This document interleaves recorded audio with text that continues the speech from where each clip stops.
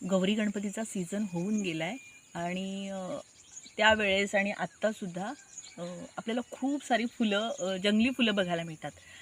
तर त्यातलं हे फूल आहे हे. तर याचा आकार हा आपल्या हातांसारखा असतो आणि हाताची 5 बोटं असतात, तशी याला पण 6 आहेत याला या पाकळ्या. तर याला गौरीचे हात असं म्हणतात, कारण गौरी गणपतीच्या सीझनच्या वेळेला ही फुलं फुलतात आणि गौरीच्या सजावटीमध्ये या फुलांचा उपयोग होतो.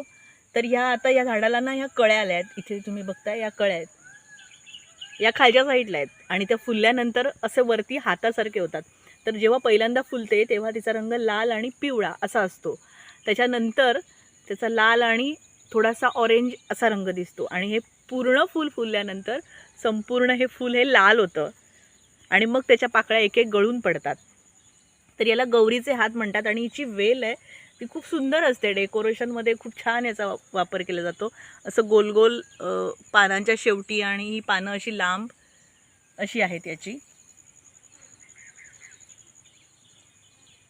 तर आणि याचं दुसरं नाव आहे कळलावी. कळलावी याच्यासाठी की कळलावी म्हणजे दोन अर्थ आहेत कळलावीचे.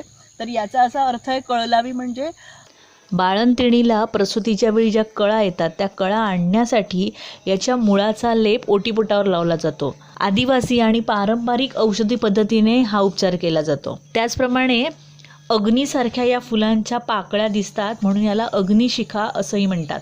पण त्याप्रमाणे हे झाड आणि ही फुलं विषारी सुद्धा आहेत. त्यामुळे त्याचा कुठे आणि कसा उपयोग करायचा हे माहीत असेल तरच करायचा. आणि याचं शास्त्रीय नाव ग्लोरियस सुपर्बा असं आहे. ग्लोरियस म्हणजे सुंदर फुलं देणारी आणि ती खूप सुंदर दिसते म्हणून सुपर्बा.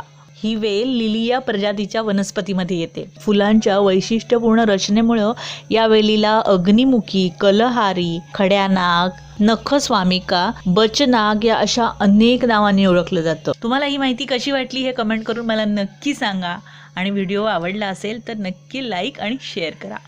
बाय.